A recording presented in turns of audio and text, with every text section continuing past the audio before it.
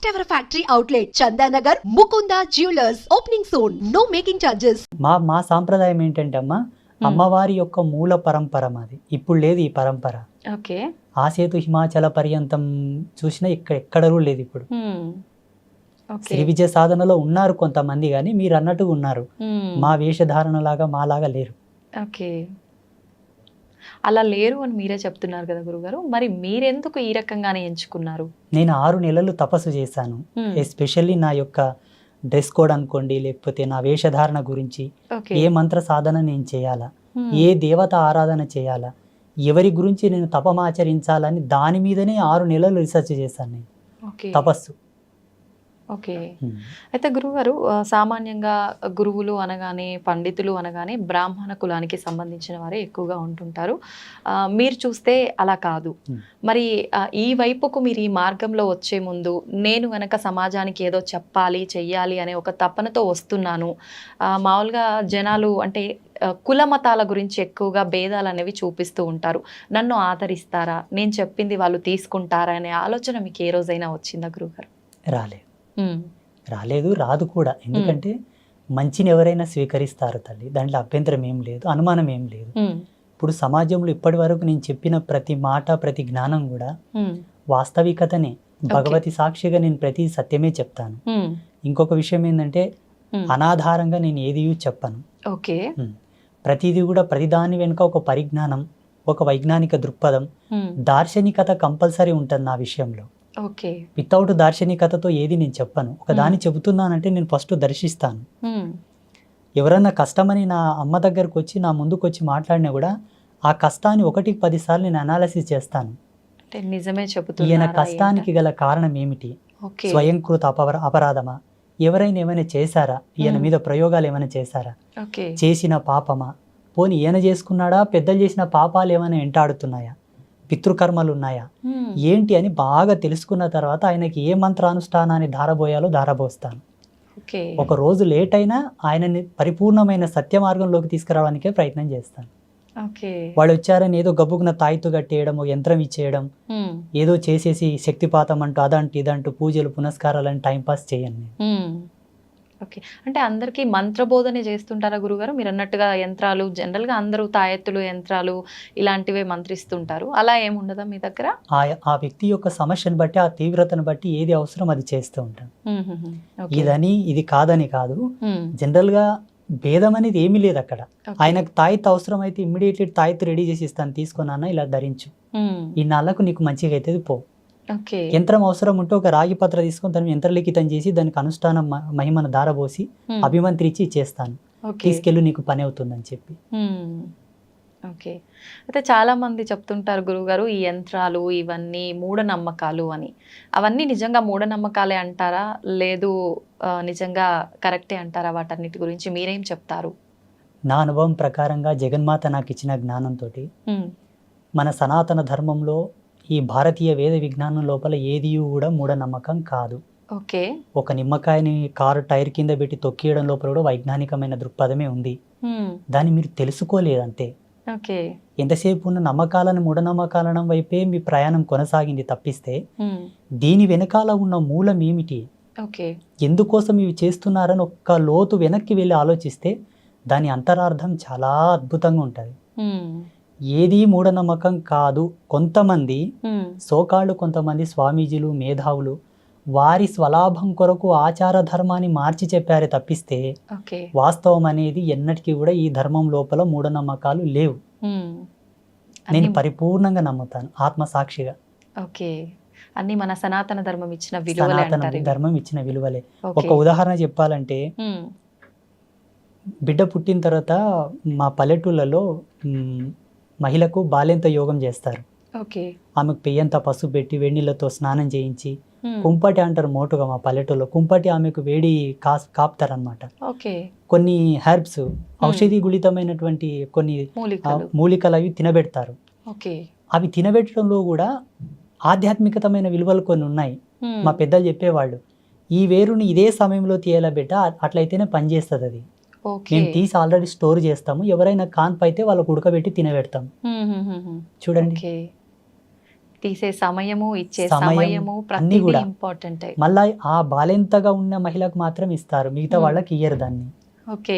అంటే దాంట్లో ఉన్న మూలకాలు, దాంట్లో ఉన్న ఫార్ములాస్ వాళ్ళకి తెలుసు, ఆ ఔషధి లక్షణం వాళ్ళకి తెలుసు. వాళ్ళేం కంప్యూటర్లో చూసి ల్యాబ్లో టెస్ట్ చేసి తీసిలేరు మళ్ళీ దాన్ని. అవునవును, అనుభవం, అంతే. అనుభవానికి మూలం ఆధ్యాత్మికత, మ్మ్. ధర్మం, మాలాంటి గురువులు చెప్పిన జ్ఞానం, ఓకే. ఆయుర్వేదం మీద పట్టున్న కొంతమంది ఋషులు చెప్పిన జ్ఞానం మ్మ్. లక్షల సంవత్సరాల పూర్వమే చెప్పారు. అవును. దాన్ని అనువంశికంగా అలాగే తీసుకుంటూ వచ్చారు ఇప్పటి వరకు. మ్మ్. అయితే గురుగారు, మీరు ఇప్పుడు చెప్పినట్టుగా అనువంశికంగా తాత ముత్తాతల నుంచి ఉన్న ఆయుర్వేద మూలికలు ఇచ్చేవాళ్ళు చాలా మంది ఉన్నారు. వాళ్ళని నిజంగా నమ్మవచ్చా? వాళ్ళని అంటే సపోర్ట్గా తీసుకొని చాలా మంది మనకు రోడ్ల పైన కూడా మూలికలు ఇలాంటివి అమ్ముతూ ఉంటారు. వాళ్ళని నమ్మొచ్చు అంటారా? ఇక్కడ మెయిన్ ఏంటంటే అనువంశికతంగా ఉండే వాళ్ళని మనం చాలా వరకు నమ్మాలి తప్పదు. ఎందుకంటే వాళ్ళ దగ్గర కొన్ని గ్రంథాలు ఉంటాయి, ఓకే. బయటికి ఇయ్యరు వాళ్ళు. మ్మ్. వాళ్ళ తాత ముత్తాతలు రాసినటువంటి గ్రంథాలు. మ్మ్. ఈ వేరు దేనికి పనిచేస్తుంది, దీని గుణం ఏమిటి, దీని ధర్మం ఏమిటి, మ్మ్. దీని యొక్క రూపం ఏమిటి, దీన్ని ఎలా ఇవ్వాలి, ఎంత మాత్రంలో ఇవ్వాలి, మ్మ్. ఎన్ని సమపాలలో కలిపి ఏ మాత్రలు ఇవ్వాలి, ఏ పసరు ఇవ్వాలి, ఏ పౌడర్ ఇవ్వాలి అనేది వాళ్ళకి తెలిసి ఉంటుంది. ఓకే. వాళ్ళు గ్రంథస్థంగా రాసి పెట్టి ఉంటారు. కాబట్టి కొంతమంది ఉన్నారు ఇప్పటికి చాలా మంది, మ్మ్. వాళ్ళని నమ్మొచ్చు.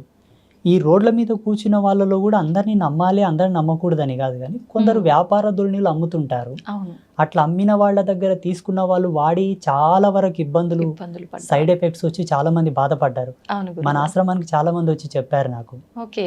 ఒక ఆయనతో నేను ఒక పసరు తీసుకున్నానండి, తాగిన తర్వాత నాకు ఈ దుద్దుర్లు వచ్చాయి, ర్యాసెస్ వచ్చాయి అని చెప్పేసి. మ్మ్. నాకున్న జ్ఞానంతో దానికి విరుగుడుగా ఏదో నాకు తెలిసిన పసరు, మ్మ్. ఏదో పౌడర్, మందు అవి ఇచ్చి మళ్ళీ బాగు చేశాను నేను. ఓకే. వీళ్ళని నమ్మడం కరెక్ట్ కాదు, 100% మ్మ్. నమ్మకూడదు. ఓకే. ఎందుకంటే మనకు సైన్స్ ఇంత డెవలప్ అయింది ఇప్పుడు. మ్మ్. ప్రతిదాన్ని కూడా మనకు సెకండ్లో త్రుటికాలం నందే ఇచ్చేటటువంటి వైజ్ఞానికం వచ్చింది ఇప్పుడు. అవునవును. మ్యాక్సిమం ఇప్పుడున్న కాలమాన పరిస్థితులను బట్టి, మనం తింటున్న తిండిని బట్టి, మ్మ్. ఇప్పుడు ప్రతిదీ కూడా మందులో కూడా అంటాం మేము మోటుగా. అవును. అవును గురుగారు. ప్రతిదీ కూడా మందులతోనే పండించే ధాన్యాలు, పండ్లు, కాయగూరలు అవే వస్తున్నాయి. అవును. ఈ తిండిని బట్టి, ఈ జీవన విలువలను బట్టి ఈ మందులు వాడడమే మంచిది. మ్మ్. అప్పట్లో మోటు మందులు ఎట్లా పనిచేస్తుందంటే గట్టితనం ఉండే అందరి లోపల, ఓకే. దృఢత్వం బాగుండే, తినే తిండిలో కూడా ఆ గట్టితనం ఉండేది కాబట్టి పసర్లు పనిచేసేవి. మ్మ్. ఇప్పుడు అంత తొందరగా పనిచేయవు. ఓకే. అంటే శరీరం సపోర్ట్ చేయదు దాంట్లో. ఓకే. అయితే గురుగారు, ఇది అడగొచ్చో లేదో తెలీదు, చాలా వరకు నేను కొన్ని ప్రాంతాల్లో విన్నాను. పల్లెటూళ్ళలో వాళ్ళు ఏమంటారంటే, 2-3 ఆడ సంతానం ఉంటే ఖచ్చితంగా నెక్స్ట్ రాబోయే సంతానం మగ శిశువు జన్మించాలంటే పసరు పోస్తారు పలానా ప్లేస్లో, ఖచ్చితంగా మగ శిశువు జన్మిస్తారు అని అంటుంటారు. ఇలాంటి పసరు మందుల్ని నమ్మొచ్చంటారా? నిజంగా అలా జరుగుతుందంటారా? నా జీవితంలో, నా అనుభవంలో ఒక 7-8 కేసులు నేనే డీల్ చేశాను. సక్సెస్ అయ్యాయా గురుగారు? 100% అమ్మ సాక్షిగా, ఓకే. అబద్ధం ఏం లేదు. మ్మ్. అంటే ఇవి ఎట్లుంటాయమ్మా, వాళ్ళ యొక్క దైవం అంటే వాళ్ళ యొక్క పుణ్యం, వాళ్ళ రాతఫలం, వాళ్ళ అదృష్టాన్ని బట్టి ఆధారపడి ఉంటాయి. ఓకే. కొందరికి వికటించాయి కూడా, కొందరికి సక్సెస్ కాలేదు. మ్మ్. అంటే ఇక్కడ మనం ధార్మికంగా చెప్పాల్సి వస్తే వాళ్ళ యొక్క పుణ్యం, వాళ్ళ అదృష్టం. మ్మ్. ఇటువంటివి ఏంటంటే హార్మోనల్ సెక్టర్ని మార్చేటటువంటి మూలికలు కొన్ని ఉంటాయి. ఓకే. మ్మ్. స్త్రీ ఎప్పుడైతే పిండోత్పత్తి గావించే సమయం లోపల, మ్మ్. ఆమె సంతానవతి కావడానికి రెడీగా ఉన్న సమయం లోపల మ్మ్. ఆ పసర్లు తాపడం వలన తప్పకుండా పురుష సంతానానికి సంబంధించినటువంటి సంపర్కమే ఆ కలయిక వలన అదే హార్మోన్స్ రిలీజ్ అయ్యి అదే హార్మోన్స్ వల్ల వాళ్ళకి పిండోత్పత్తి అవుతుంది ఓకే. అని అప్పట్లో ఆయుర్వేదంలో చాలా గొప్పగా రాసి ఉన్నారు. మ్మ్. దాని యొక్క జ్ఞాన సంచికతోనే ఇప్పుడు ఈ పసర్లు అనేవి పోస్తారు మోటుగా పల్లెటూర్ల లోపల. అవునవును. కానీ సక్సెస్ అయినాయి, ఓకే. చాలా మందికి సక్సెస్ అయినాయి. మ్మ్. కొందరు ఫెయిల్ అయితే వాళ్ళ అదృష్టం ఇక చెప్పనీకి రాదు. కొంచెం మన చేతుల్లో ఉంటే కొంచెం భగవంతుడు, అదృష్టం భగవంతుడు, భగవంతుడి పైన భగవంతుడు, ఆధారపడి అంతే. ఉంటుంది. ఓకే. అయితే గురుగారు, చావు పుట్టుకలు అనేవి మన చేతుల్లో లేవు. ఆ భగవంతుడు ఎప్పుడు సెలవిస్తాడో, ఎప్పుడు ఆజ్ఞాపిస్తాడో ఆ రకంగా అన్ని జరిగిపోతూ ఉంటాయి. అయితే చావుకి పుట్టుకకి ముహూర్తాలతో పని లేకుండా ప్రకృతికి అనుగుణంగా జరిగిపోతున్నప్పుడు మనం భూమి మీదకి వచ్చిన తర్వాత ఏ మంచి కార్యక్రమం చేయాలన్నా, ఎటువంటి కార్యక్రమం చేయాలన్నా ఖచ్చితంగా ముహూర్తం చూసుకోవాలి. శుభముహూర్తం అనేది పంతులతో, పండితులతో మాట్లాడి పెట్టించుకోవాలి అంటుంటారు. మరి ఎందుకని గురువుగారు? చూడమ్మా, ప్రకృతి వేరు, మనం వేరు కాదు. ప్రకృతి మనం ఒకటే. ఓకే. ప్రకృతిలో మనం అంతర్భాగమైనప్పుడు కాలధర్మ సిద్ధాంతాన్ని అనుసరించి, ప్రకృతి యొక్క నియమాన్ని అనుసరించి మనం నడవాలని దాని యొక్క సూచన. ఓకే. సమయం వేరు, ప్రకృతి వేరు, మనం వేరు కానే కాదు. అందరం కలిసి ఒక జీవితంగా జీవిస్తున్నాం అంతే. ఓకే. మనం ఒక సమయాన్ని తీసుకుంటున్నామంటే ఆ తాలూకు యొక్క ఎనర్జీ సీక్వెన్సెస్ యాడ్ అయి ఉంటాయి నేచర్లో. ఆ గ్రావిటీ అనేది ఫోర్స్ అయి ఉంటుంది అప్పుడు అట్ ద పాజిటివిటీ. శుభ సమయము, శుభముహూర్తం, శుభ సంకేత దృక్పథంతో కూడుకున్నటువంటి వాతావరణం, ఓకే, మంచి నీ జీవనాడులకు, నీ జీవ చైతన్యానికి, నీ ఆరా సిస్టానికి అది అనుసంధానం అయ్యి ఉండే టైం అది.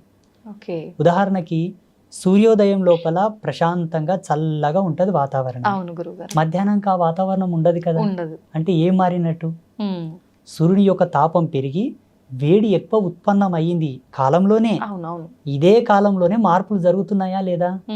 అలాగే ఋషుల యొక్క ద్రష్టత్వం, ఋషుల యొక్క దార్శనికత ఇక్కడనే మనకు గొప్పతనం అని తెలుసుకోవాలి మనం. భారతీయ ఋషుల యొక్క గొప్పతనం. ఓకే. ముహూర్తాన్ని ఛేదించి ముహూర్తం యొక్క నిశ్చయం చేసేటటువంటి ఏకైక గణాంక సిద్ధాంతం మనదే. హిందూయిజంలోనే ఉంది, ఎక్కడ లేదు. ముహూర్త ప్రమాణాన్ని అంత ఈజీగా లెక్క కట్టడం అందరికి సాధ్యం కాదు. చాలా సెన్స్ కావాలి దానికి. అబ్బా ఎంత తపస్సు చేయాలో. ఇప్పుడు కాలంతో మాట్లాడాలి తల్లి లైవ్గా. కాలంతో లైవ్లో మాట్లాడితే తప్ప ముహూర్త నిశ్చయం కాదు. ఈ ముహూర్తాలు, ఈ పంచాంగం, ఈ ఆస్ట్రోఫిజిక్స్ అంతా కూడా 14 లక్షల సంవత్సరాల క్రితమే రాయబడింది. 14 లక్షల సంవత్సరాల క్రితం రాయబడ్డటువంటి పంచాంగంలోనే రేపు వచ్చే అమావాస్యకు సూర్యగ్రహణం ఉంది, ఇప్పుడు వచ్చే అమావాస్యకు సూర్యగ్రహణం ఉందని ఇప్పుడే మన పంచాంగంలో రాశారు. కరెక్ట్ ఆ రోజు సూర్యగ్రహణం పడుతుందా లేదా మీరు చెకప్ చేసుకోండి కావాలంటే. 100% మన పంచాంగంలో చెప్పిన ముహూర్తంకే సూర్యగ్రహణం పడుతుంది. అంటే 14 లక్షల సంవత్సరాల క్రితమే నిశ్చయమైనటువంటి ముహూర్తాలే ఇప్పటికీ ఉన్నాయి. అమావాస్య, పౌర్ణమి, గ్రహాలు, నక్షత్రాలు, మనకొచ్చే పుష్కరాలు, కుంభమేళ, ప్రతి ఒక్కరు పెట్టుకునే ముహూర్తాలు, ఎవ్రీథింగ్ ఆల్సో, ప్రతిది కూడా. అంటే ఇది ఎంత డెప్త్ అండ్ డెప్త్ సైన్స్ అంటే అమ్మ, మానవుడు కొన్ని లక్షల యోజనాల కిందికి వెళ్తే తప్ప ఈ అర్థం మనకు రాదు. కానీ ఋషులు ఎలా ఇచ్చారో, అందుకే గురువుని సాక్షాత్తు భగవంతుడితో సమానం పోల్చారు మన ధర్మంలో. భగవంతుడే ఒక మనిషి వచ్చి మనకి ఇన్ని అద్భుతాలను ఇచ్చాడని నేను భావిస్తున్నాను. ఇప్పుడు రేపు అన్నది కూడా భవిష్యత్తే కదమ్మా. వచ్చే అమావాస్యకే సూర్యగ్రహణం పడుతుందని ఇప్పుడు పంచాంగంలో రాశారు కదా. వీళ్ళు రాసిన దానికి అక్కడ గ్రహాలు మారుతున్నాయా, లేకపోతే అక్కడ గ్రహాలు మారేదాన్ని బట్టి వీళ్ళు రాశారా? మారేదాన్ని బట్టే వీళ్ళు రాశారు. వీళ్ళకి ఎలా తెలుసు? అప్పుడు రాకెట్స్ లేవు కదా గ్రహాల దగ్గర పోవడానికి. ఇప్పుడు ఏరోప్లాన్స్ ఉన్నాయి, అప్పుడు రాకెట్స్ లేవు కదా. ఒకవేళ మా ధర్మం లోపల విమానాలు ఉన్నాయి, పుష్పక విమానాలు ఉన్నాయి అంటే నువ్వు నమ్మరు. పోనీ అట్లానే పోయి చూసిండ్రంటే కూడా నమ్మరు. లేవు, ఇప్పుడిప్పుడే కనిపెట్టారా అని అంటారు. నిజంగా ఉన్నాయా గురుగారు పుష్పక విమానాలు? 100%, 100% ఉన్నాయి. ఆత్మసాక్షి ఉన్నాయి. చూడమ్మా, ఈ కాలంలో లేదేది మానవుడు కనిపెట్టాడు. ఇది వరకు ఉన్నది ఏదో ఆయనకు ఆ దార్శనికత వచ్చే కనిపెడతాడు. ప్రతి సైంటిస్ట్ అయినా, ఏ ఫార్ములా అయినా, ఏ పరికరమైనా సరే, కాలంలో లేనిది ఏది ఆయనకు ద్రష్టత్వంలోకి రాదు. ఉన్నదే వస్తుంది.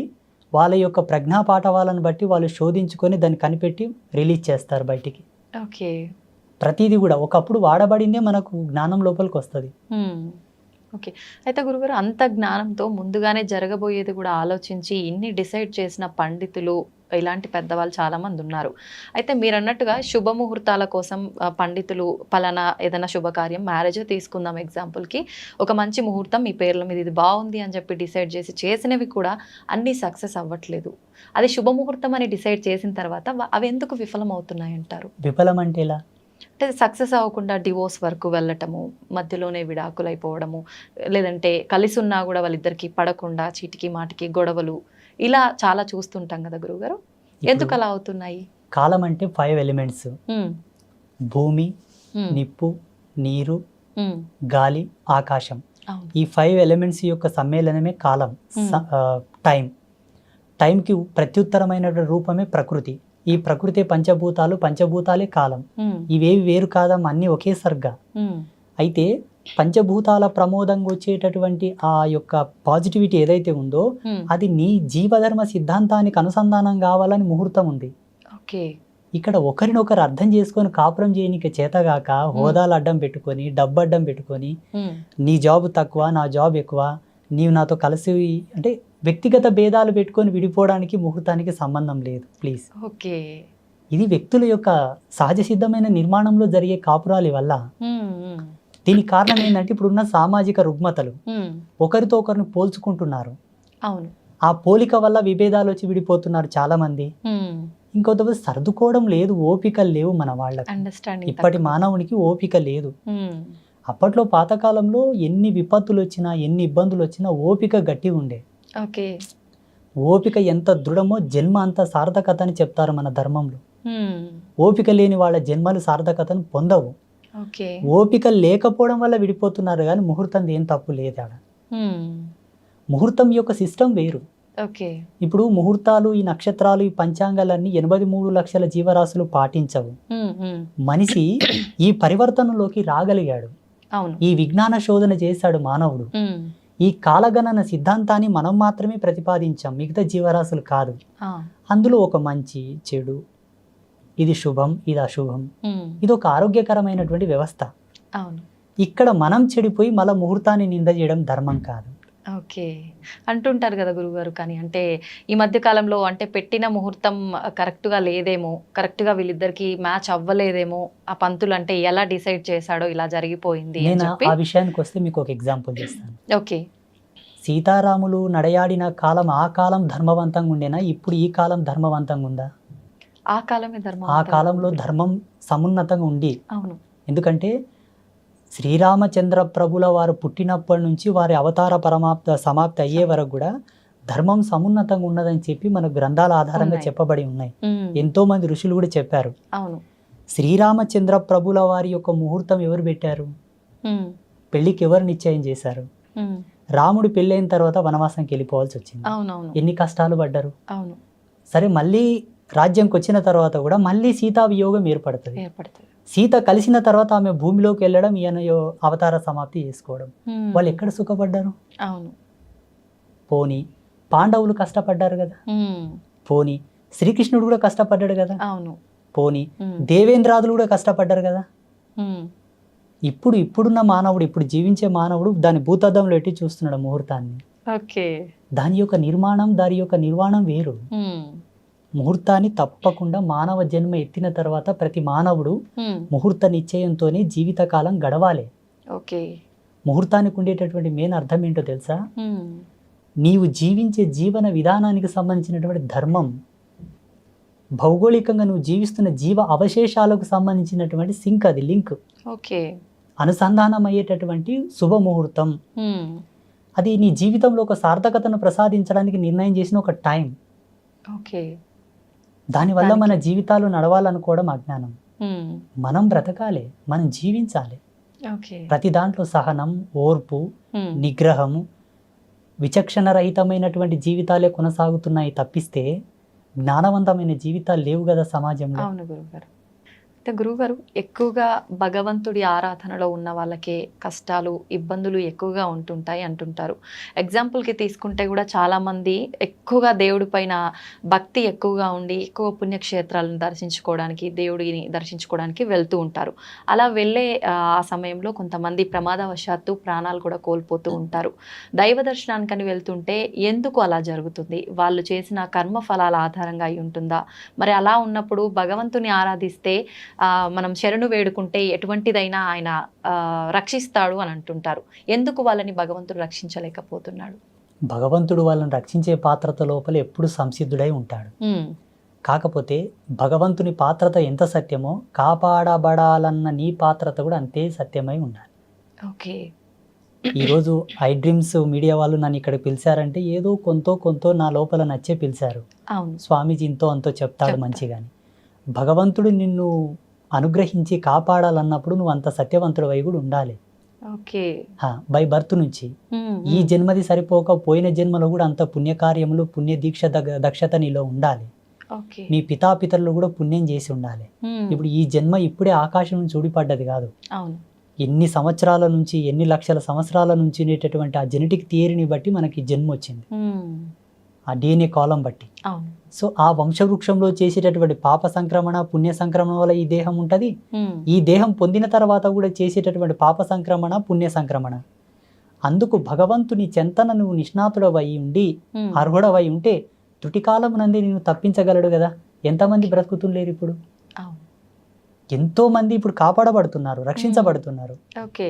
వీళ్ళెందుకు రక్షించబడలేదంటే అందుకు భిన్నమైనటువంటి పాపమో కర్మనో ఏదో ఉండవచ్చు. అంత ఈజీగా మనం క్యాలిక్యులేట్ చేయడం కూడా ధర్మం కాదు. ఓకే. పూజలు చేసే వాళ్లకు కష్టాలు ఎందుకు వస్తాయంటే పూజలు చేయడం వల్ల కష్టాలు తీరుతాయనుకోవడం ఫస్ట్ అజ్ఞానం. ఓకే. ఎందుకు పూజలు చేస్తారంటే చెప్పన తల్లి, మనకు పితృపక్షం వస్తుంది ఇప్పుడు. అవును. పితృపక్షంలో మన హిందూ ధర్మం లోపల మన పెద్దలకు శ్రద్ధా తర్పణాలు వదులుతారు, పిండ ప్రదానాది కార్యక్రమాలు చేస్తుంటారు. ఆ పల్లెటూళ్ళలో వాళ్ళ ఫోటోలు పెట్టి వాళ్ళు తినే వాళ్ళకి ఇష్టమైన పదార్థాలు వండి పెట్టి పూజలు పునస్కారాలు చేసి దండం పెట్టుకుంటారు. అవును. ఎందుకోసం అంటే వాళ్ళు ఇచ్చినటువంటి దేహం ఇది, వాళ్ళ వంశంలో మనం పుట్టామని ఒక కృతజ్ఞత భావం వాళ్ళకు ఒక మాసం ఏర్పాటు చేసి ఈ మాసంలో పితృదేవతలను కొలవాలని ఆ మాసాన్ని డిసైడ్ చేసి పితృపక్షంలో పితృదేవతలకు పూజలు చేయాలని ఒక రూల్ ఇచ్చారు మన ధర్మంలో. ఓకే. ఈ జన్మనిచ్చినందుకు వాళ్ళకు మొక్కుతున్నాం మనము. వాళ్లకు మనకు ఇంతటి అందమైన ప్రపంచాన్ని భగవంతుడు ఇచ్చాడు కదా, మరి భగవంతునికి ఏమి ఇవ్వాలి మనం? అందుకే ఈ పూజలు. ఓకే. నిన్నిచ్చినందుకు, ఈ ప్రకృతిని ఇచ్చినందుకు, నీకు ఇంతటి అందమైన ప్రపంచాన్ని సృష్టించినందుకు భగవంతునికి నువ్వు ఇంత కృతజ్ఞత భావంతో పూజ. అంతేగాని నువ్వేదో ఇస్తే ఆయన నీ కోరికలు తీర్స్తాడనుకోవడం కరెక్ట్ కాదు. చూడమ్మ, వేదాంత ధర్మంలో ఎప్పుడు కూడా వేద ధర్మం ప్రకారంగా, శాస్త్ర ప్రమాణం ప్రకారంగా పూజలు చేస్తే కష్టాలు నెరవేరుతాయని లేదు. ఓకే. కానీ ఋషులు మనుషుల యొక్క కష్టాలు చూడలేపక, బాధలు చూడలేపక వాళ్ళు ధ్యానంలో కూర్చొని కొన్ని దర్శనాలు చేశారు. వ్రతాలు, నోములు, కొన్ని ప్రత్యేకమైన హోమములు, శాంతులు, కొన్ని యజ్ఞక్రతువులను దర్శించారు. వీటిని చేయండి, వీటి యొక్క మహితాత్మమైన శక్తి చేత భగవంతుడు ప్రసన్నమవుతాడు, మీ కష్టాలు తీరుతాయి అని ఒక ప్రమాణంగా చెప్పారు.